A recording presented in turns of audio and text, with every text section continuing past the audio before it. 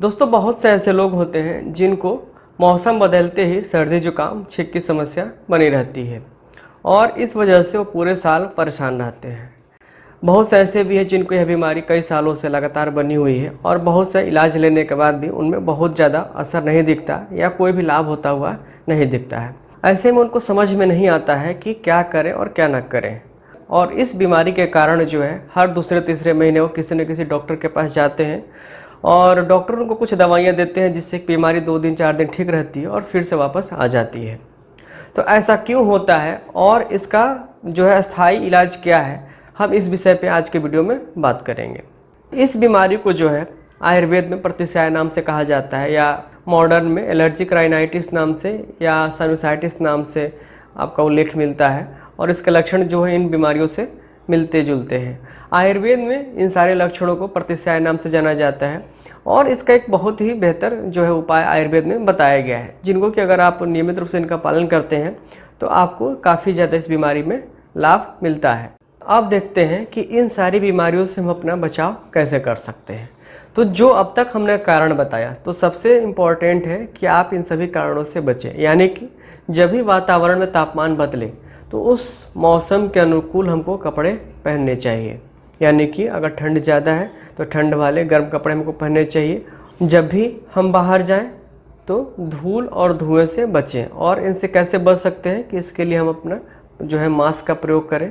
तो मास्क के प्रयोग से जितने भी प्रदूषित वायु है वो हमारे जो लंग्स में नहीं जाती है और इससे हमको जो भी एलर्जी वाली समस्या है काफ़ी हद तक कम हो जाती है। एक और कॉमन समस्या है कि अधिकांश लोग जो एसी में रहते हैं तो उनको भी इसकी समस्या हमेशा बनी रहती है, क्योंकि एसी की जो हवा है काफ़ी ठंड होती है और ड्राई होती है। तो अगर हम एसी में रहते हो और उसकी वजह से अगर समस्या है तो ऐसे में हमको एसी में रहने से खुद को बचाना चाहिए।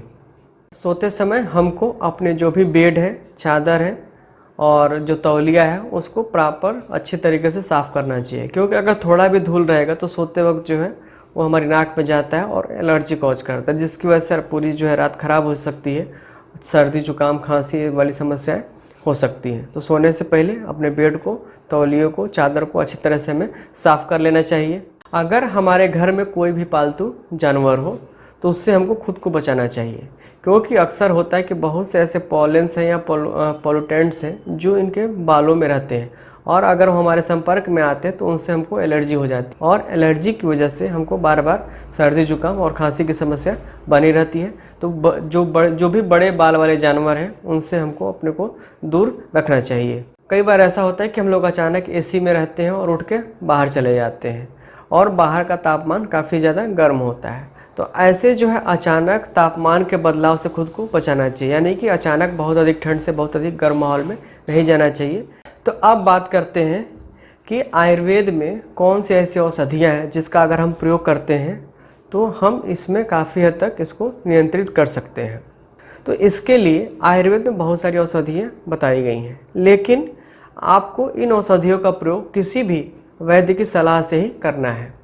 यहाँ जो भी हम औषधियाँ बताएंगे सिर्फ आपको जानकारी के लिए बताएंगे, लेकिन जो भी इनकी मात्रा है, आपको कितनी प्रयोग करनी है, किसके साथ करनी है और कब करनी है या कितने दिन तक करनी है, इसका निर्धारण जो है एक वैद्य ही कर सकता है। तो इन दवाओं का जब भी आपको प्रयोग करना हो तो आसपास के किसी भी योग्य वैद्य से मिलें और उसके बाद वैद्य के परामर्श से ही प्रारंभ करें। दवाओं के साथ साथ कुछ हम आपको घरेलू उपाय भी बताएंगे जिनको कि आप आसानी से घर पे ही कर सकते हैं। तो जो सबसे पहला उपाय है कि हर एक घर में तुलसी आसानी से उपलब्ध होती है।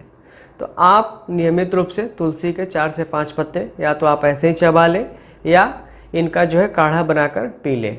तुलसी के साथ साथ आप चाहें तो इसमें अदरक या काली मिर्च का भी प्रयोग कर सकते हैं। ये जो तीनों औषधियाँ हैं इनका जो है प्रयोग हज़ारों साल से होता चला आ रहा है और ये सभी हमारे जो है किचन का एक महत्वपूर्ण हिस्सा भी है। तो और सबके घर में यह उपलब्ध भी होती है। तो आप इनका नियमित प्रयोग कर सकते हैं, अदरक का, तुलसी का, मरीच का, और इसके प्रयोग करने से आपको अपनी बीमारी में काफ़ी हद तक लाभ मिलेगा। इसके अलावा एक वासा नामक पौधा होता है, आपके आसपास भी मिल सकता है। तो वासा का जो है तो वासा का स्वरस यानी कि इसकी पत्तियों को निचोड़ लें और उसका रस निकाल कर पीने, इससे भी आपको काफ़ी हद तक लाभ मिलता है। सबके घर में अदरक पाया जाता है और अदरक के साथ साथ सबके घर में सौंठ भी उपलब्ध रहता है। तो सोंठ जो है इसकी तासीर काफ़ी गर्म होती है। तो सोंठ का पाउडर लेकर आप इसको दूध में उबालें और उसको डेली रात में पिएं। तो सोंठ जो है इतना ज़्यादा प्रभावी होता है कि यह अकेला ही आपके इस रोग को ठीक करने में सक्षम है। तो नियमित रूप से आप सोंठ का प्रयोग कर सकते हैं। अगर आपको बार बार एलर्जी की समस्या हो तो सोंठ के अलावा आप हल्दी का बना हुआ दूध, जिसे कि टर्मेरिक लाटे भी कहा जाता है या गोल्डन मिल्क के नाम से भी हर जगह उपलब्ध है, या सबसे बेहतर यह है कि आप इसको घर में ही ताज़ी हल्दी ले लें और उसको उबाल कर दूध में आप पिएं। तो इससे काफ़ी हद तक जो भी एलर्जी वाली समस्याएं आपकी दूर हो सकती हैं। तो ये कुछ ऐसे उपाय थे जो हमने आपको इस वीडियो में बताया, और अगर आप इसका प्रयोग करते हैं तो निश्चित रूप से आपकी बीमारी में काफ़ी हद तक लाभ मिलेगा। लेकिन यहाँ पे हमने सिर्फ कुछ ही औषधियों की बात की है। ऐसे तमाम असंख्य औषधियाँ हैं आयुर्वेद में बताई गई हैं जिनका प्रयोग से आपको बहुत अधिक लाभ मिलने की संभावना है।